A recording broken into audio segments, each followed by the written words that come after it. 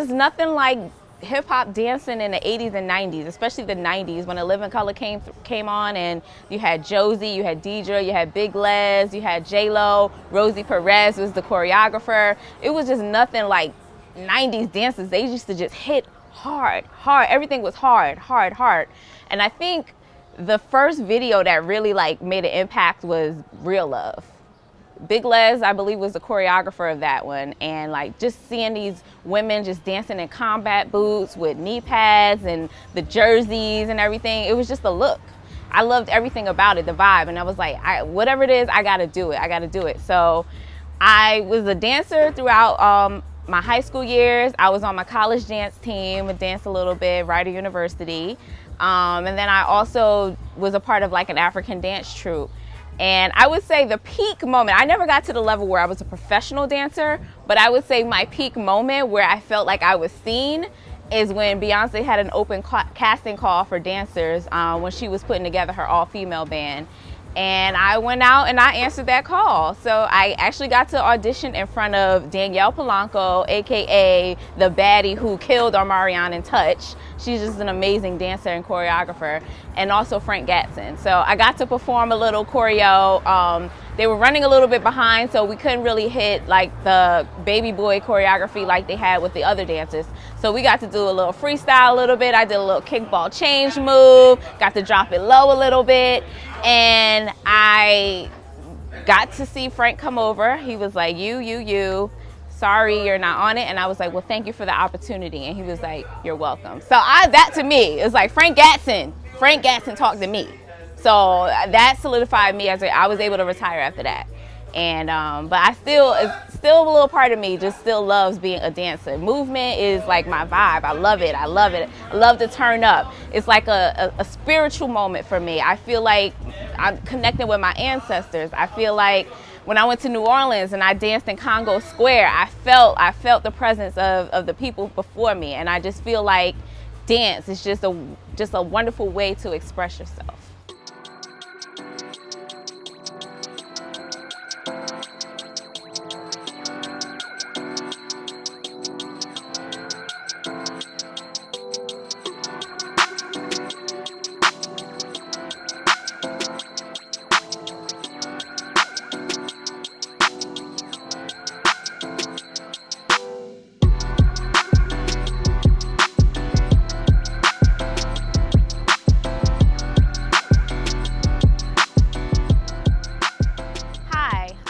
Powell, or Nikki Powell, and I'm the founder and CEO of thesportstyle.com, which is a sports lifestyle blog.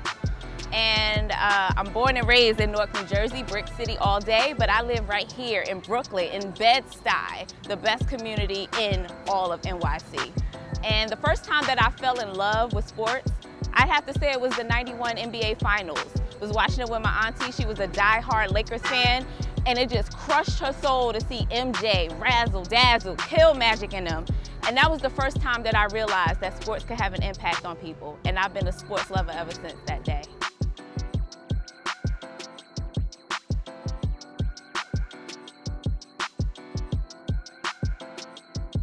I'm really impressed at what athletes are doing today. A lot of them are socially aware, culturally aware, or just trying to be more culturally and socially aware.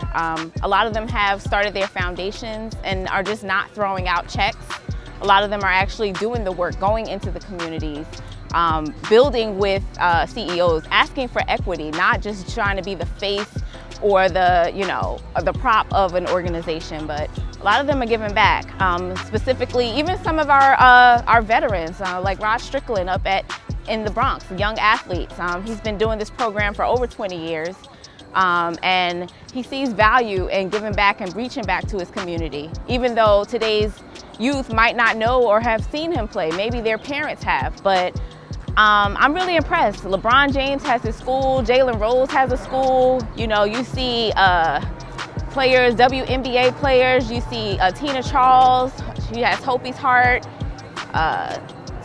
Everybody's just giving back and doing major things in their community. And I feel like that's why a lot of kids and a lot of NBA and sports fans and WNBA fans, they connect with them because they really get to see them more off court than they do or have had access to them in the past. So it's something that I'm really appreciative of, and it's motivating. It makes me want to go harder because I know they're way more busy than I am. So I know there's something that I can do. Everybody can do something, whether it's, you tutoring a kid, you giving back, you making a donation and showing up, you doing a career day, you showing a kid some love, you telling them that they're valuable, you reaching out, you're mentoring them, you're telling them that they're awesome. And I think a lot of NBA players and sports figures today are doing that, and that's really dope.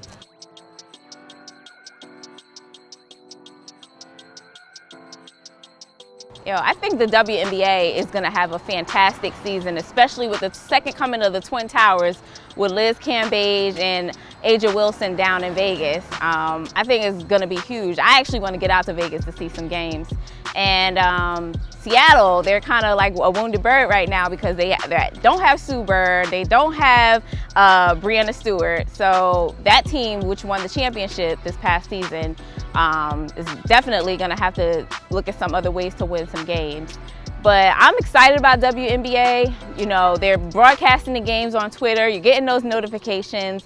And surprise, surprise, now we're growing the fan base. So I think it's really dope that people are actually investing. They have a president who really understands and expanding the game. She's not even a basketball player. She's not someone who is an athlete, but she comes from the business background, and she really knows the value of $1 and how to grow the league. So I'm excited about it. The things that I wish we did have more opportunities for women in the WNBA and just in sports in general is I'd love to see more women color commentators. You have Doris Burke, who's fantastic, phenomenal, but I would love to see her cover some finals games. Not to knock Jeff Van Gundy, Mark Jackson, or Mike Breen. I think they're top notch at what they're doing, but it'd be nice to mix it up, have Doris in there. We have Kara Lawson. We even have Candace Parker. I mean, I know she's in the middle of the WNBA season right now, but these people are on top of their game. You even have Swin Cash, who's working with MSG.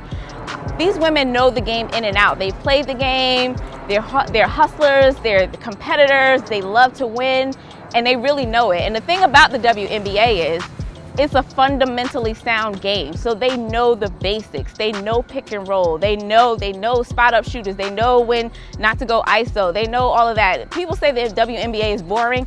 Well, you just don't like basketball. So I feel like more women should have more opportunities to cover basketball in general, just not specifically the WNBA, but just basketball in general, because women know the game, they know the sport, we're passionate about it. And just to go on a tangent a little bit, WNBA, what's up with the merch? Can we get some cool merch? I want to wear some Liz Cambage shirts. I want to wear some A'ja Wilson shirts. I want to wear some Tina Charles shirts. Not just the jerseys, but I want to see some cool stuff, just like the NBA has. So I want to see more opportunities for women in sports, whether they're playing it, whether they're covering it, or whether they're just sitting in the crowd like me.